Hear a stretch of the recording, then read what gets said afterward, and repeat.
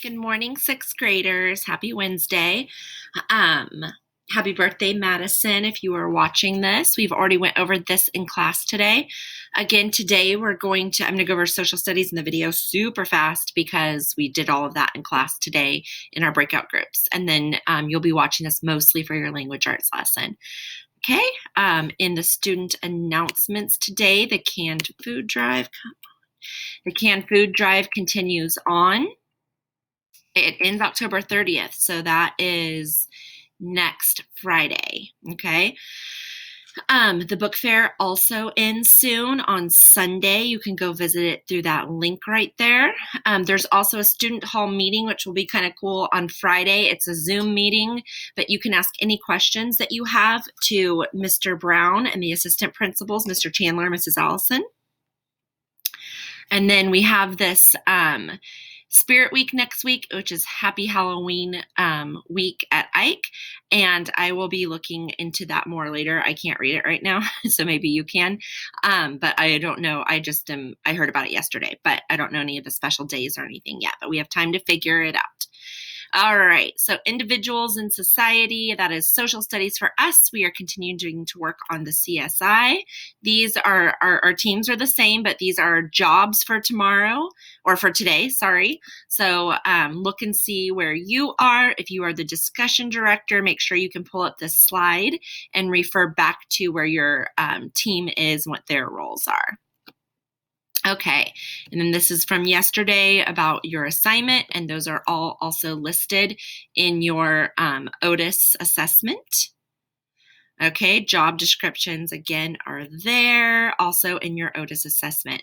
So today you are going to, in your breakout rooms, be working on slide 5. Again, do not submit your work until tomorrow, or not tomorrow, till this whole entire project is finished, which will not be until next week. The book talk, I did not put that there. Hold on, I'm going to push pause really quick. Okay, sorry about that, guys. So Clean Getaway by Nick Stone is our book talk for today. This book is about a kid who kind of gets kidnapped, but not really, by his grandma, and taken off for an adventure in an RV. But there's lots of crazy things that happen along the way because his grandma is a little bit eccentric and fun-loving, and they go on this adventure across the South. The main character, who goes by the name Scoob, that's his nickname, he is African-American, but his grandma is white, and so she gives him a lesson of racism and what life was like in the South, like during the 60s.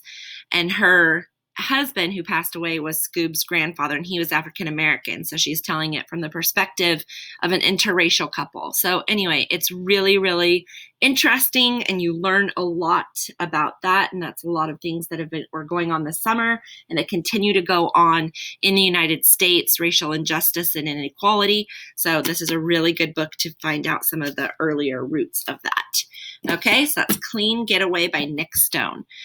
All right, in language arts today, so we read 11 yesterday. We're going to do our second read together. We're going to summarize the story, and then we're going to be answering questions 1 and 6 in the textbook, okay? So, and then for your independent work, you're just still working on any late work. All work is due by Friday. Okay, 11 by Sandra Cisneros. Okay, so summarize. What is 11 about? So I'm going to go ahead and read. Your summary should not be more than 6 sentences, okay? And you always start off with the title and the author and the main idea. So you would say something like, in the story 11 by Sandra Cisneros, it is Rachel's 11th birthday. Okay, so you would just start off with what the book is about. Then you tell a little bit about the sweater, you'd wrap up what the end was, and then kind of give the theme, which is kind of like the, a lot of times the reflection, like in an IRR, that can often be where the theme is found.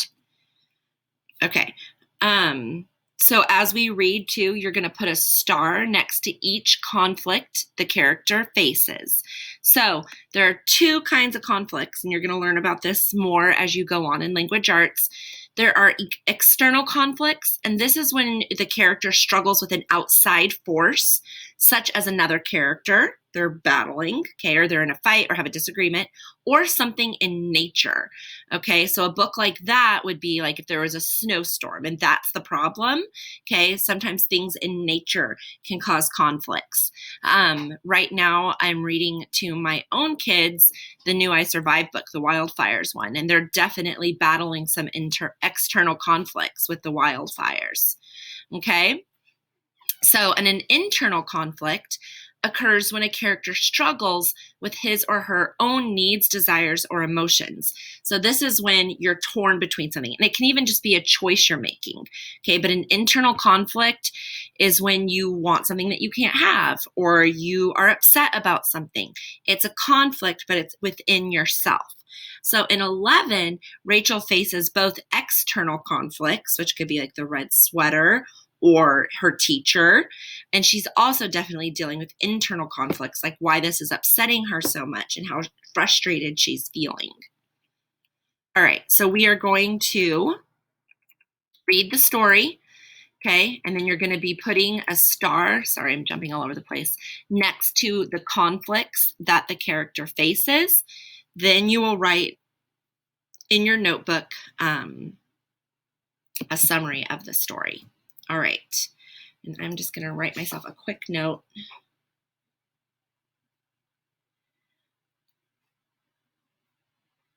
Okay. Okay, so 11 by Sandra Cisneros from Women Hollering Creek and Other Stories.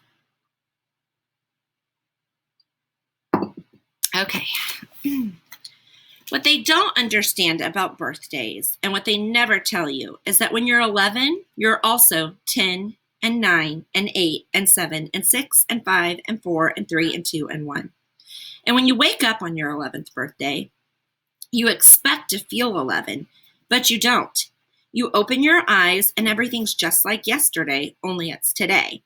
And you don't feel 11 at all. You feel like you're still 10, and you are underneath that year that makes you 11. Like some days, you might say something stupid, and that's the part of you that's still 10. Or maybe some days, you might need to sit on your mama's lap because you're scared, and that's the part of you that's 5. And maybe one day, when you're all grown up, maybe you will need to cry like if you're 3, and that's okay. That's what I tell Mama when she's sad and needs to cry. Maybe she's feeling 3. Because the way you grow old is kind of like an onion or the rings inside a tree trunk, or like my little wooden dolls that fit one inside the other, each year inside the next one. That's how being 11 years old is. You don't feel 11, not right away. It takes a few days, weeks even, sometimes even before you say 11 when they ask you. And you don't feel smart 11 until you're almost 12. That's the way it is. Only today, I wish I didn't have only 11 years rattling inside me like pennies in a tin Band-Aid box. Today, I wish I was 102 instead of 11, because if I was 102, I'd have known what to say when Mrs. Price put the red sweater on my desk. I would have known how to tell her it wasn't mine instead of just sitting there with that look on my face and nothing coming out of my mouth. "Whose is this?" Mrs. Price says, as she holds the red sweater up in the air for all the class to see. "Whose?" "It's been sitting in the coat room for a month." "Not mine," says everybody, "not me." "It has to belong to somebody," Mrs. Price keeps saying, but nobody can remember. It's an ugly sweater with red plastic buttons and a collar and sleeves all stretched out like you could use it for a jump rope. It's maybe 1,000 years old, and even if it belonged to me, I wouldn't say so. Maybe because I'm skinny, or maybe because she doesn't like me, that stupid Sylvia Saldivar says, "I think it belongs to Rachel."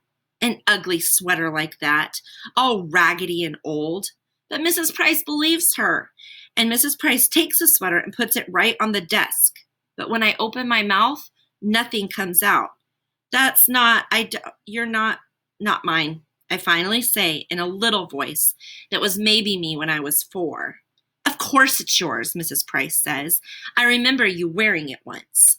Because she's older and the teacher, she's right and I'm not. Not mine, not mine, not mine. But Mrs. Price is already turning to page 32 and math problem number 4. I don't know why, but all of a sudden I'm feeling sick inside. Like the part of me that's 3 wants to come out of my eyes.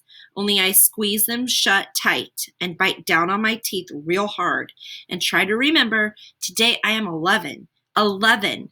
Mama is making a cake for me and for tonight. And when Papa comes home, everybody will sing happy birthday to you.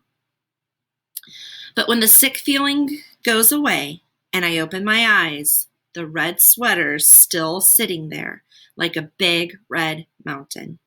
I move the sweater to the corner of my desk with my ruler. I move my pencil and books and eraser as far from it as possible. I even move my chair a little to the right.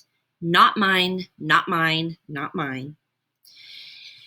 In my head, I'm thinking how long till lunchtime, how long till I can take the red sweater and throw it over the schoolyard fence or leave it hanging on a parking meter or bunch it up into a little ball and toss it into the alley. Except when math period ends, Mrs. Price says loud and in front of everybody, "Now, Rachel, that's enough," because she sees how I've shoved the red sweater to the tippy top of my desk and it's hanging over the edge like a waterfall, but I don't care. "Rachel," Mrs. Price says. She says it like she's getting mad. "You put that sweater on right now and no more nonsense." "But it's not now," Mrs. Price says. That's when I wish I wasn't 11, because all the years inside of me, 10, 9, 8, 7, 6, 5, 4, 3, 2, 1, and 1, are all pushing at the back of my eyes when I put one arm through the sleeve of the sweater that smells like cottage cheese, and then the other arm through the other, and stand there with my arms apart like the sweater hurts me, and it does, all itchy and full of germs that aren't mine. Then, when everything I've been holding in since this morning, since when Mrs. Price put the sweater on my desk, finally lets go, and all of a sudden I'm crying in front of everybody. I wish I was invisible, but I'm not. I'm 11, and it's my birthday today, and I'm crying like I'm 3 in front of everybody. I put my head down on the desk and bury my face in my stupid clown sweater arms. My face all hot and spit coming out of my mouth because I can't stop the little animal noises coming out of me until there aren't any more tears left in my eyes, and it's just my body shaking like when you have the hiccups, and my whole head hurts like when you drink milk too fast. But the worst part is, right before the bell rings for lunch, that stupid Phyllis Lopez, who is even dumber than Sylvia Salvador, says she remembers the red sweater is hers. I take it off right away and give it to her, only Mrs. Price acts like everything is okay. Today I'm 11. There's a cake Mama's making for tonight, and when Papa comes home from work, we'll eat it. There'll be candles and presents, and everybody will sing, happy birthday to you, Rachel," only it's too late. I'm 11 today, but I'm 11, 10, 9, 8, 7, 6, 5, 4, 3, 2, and 1.